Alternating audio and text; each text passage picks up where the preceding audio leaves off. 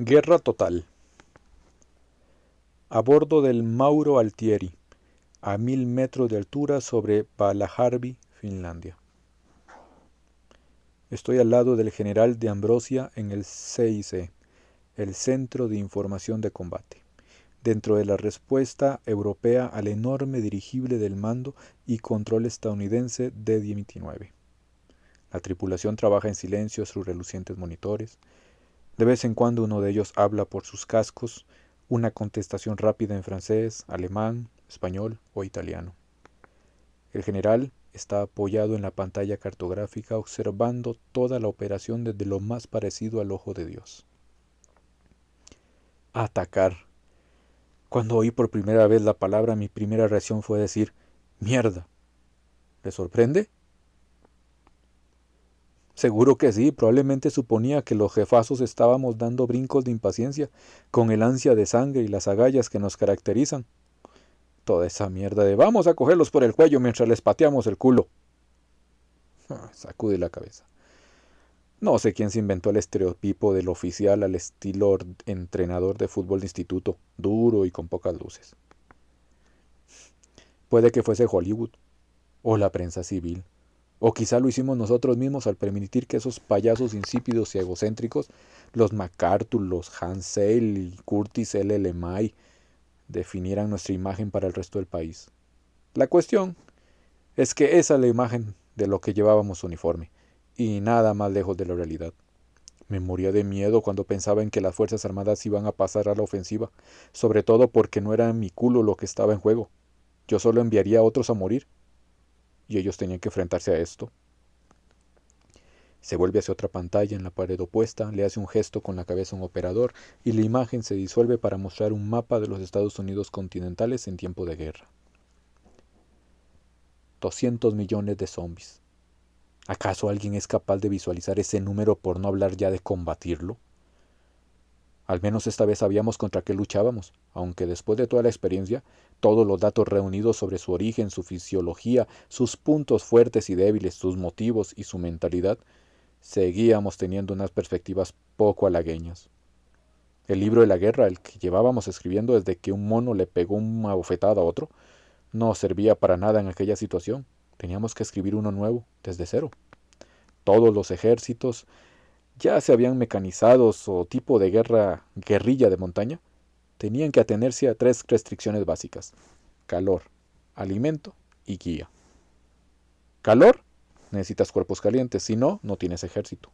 Alimento, una vez tienes ejército hay que abastecerlo. Y guía, por muy descentralizada que esté la fuerza de ataque, debe haber alguien entre sus miembros que tenga la autoridad necesaria para decir, seguidme. Calor, alimento y guía. Y los muertos vivientes no tienen ninguna de esas 3 limitaciones. ¿Ha leído Sin novedad en el frente? Remarque, dibuja un retrato muy vívido de cómo Alemania se quedó vacía, es decir, que hacia el final de la guerra simplemente se estaban quedando sin soldados. Aunque emborrones los números y envíes ancianos y niños, al final llegarás a tu techo, a no ser que cada vez que mates a un enemigo, ese enemigo vuelva a la vida de tu lado. Así funcionaban los Zetas. Aumentaban sus filas al acabar con las nuestras, y solo funcionaba en esa dirección. Si infectas a un humano, se convierte en zombie. Si matas a un zombie, se convierte en un cadáver. Nosotros solo podíamos debilitarnos, mientras que ellos podían fortalecerse. Todos los ejércitos humanos necesitaban suministros, pero aquel ejército no. Ni comida, ni munición, ni combustible, ni siquiera agua para beber y aire para respirar. No había líneas logísticas que cortar, ni almacenes que destruir.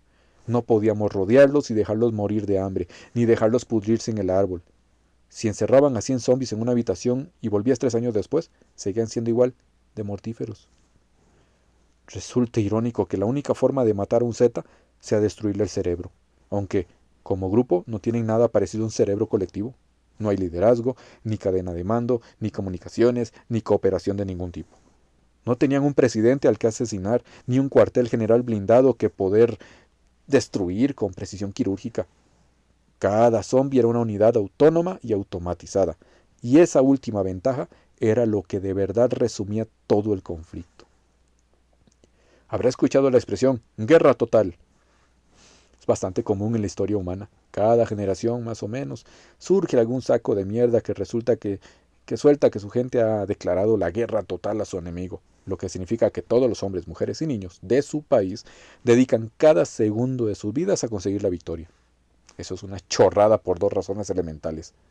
La primera, que ningún país o grupo está siendo dedicado a la guerra al 100%, porque no es físicamente posible. Puedes tener un alto porcentaje de gente trabajando duro durante determinado tiempo, pero ¿toda la gente todo el tiempo? ¿Y los que fijen enfermedades? ¿O los objetores de conciencia? ¿Y qué me dicen los enfermos? ¿Los heridos, los ancianos, los bebés? ¿Qué pasa cuando estás durmiendo, comiendo, dándote una ducha o cagando? ¿Acaso es una cagada en pro de la victoria? Es la primera razón por la que una guerra total resulta imposible para los humanos. La segunda es que todas las naciones tienen sus límites. Puede que haya individuos en ellas que estén dispuestas a sacrificar sus vidas y puede que se trate de una gran parte de la población. Sin embargo, esa población en su conjunto alcanzará en algún momento su límite emocional y físico. Los japoneses lo alcanzaron después de un par de bombas atómicas estadounidenses. Los vietnamitas podrían haberlo alcanzado de haberle soltado un par de bombas más, pero gracias a Dios, nuestro espíritu se quebró antes de llegar a ese punto. Esa es la naturaleza de la guerra humana. Dos lados que se empujan hasta que uno sobrepasa su límite de resistencia. Por mucho que nos guste hablar de guerra total, ese límite siempre está ahí, a no ser que seas un muerto viviente. Por primera vez en la historia, nos enfrentábamos a un enemigo que de verdad libraba una guerra total. No tenía límite de resistencia, no negociaba nunca, no se rendía nunca, lucharía hasta el fin porque, a diferencia de nosotros, todos ellos estaban dedicados cada segundo del día a consumir la vida de la tierra. Ese era el enemigo que nos esperaba más allá de las rocosas. Esa era la guerra en la que teníamos que luchar.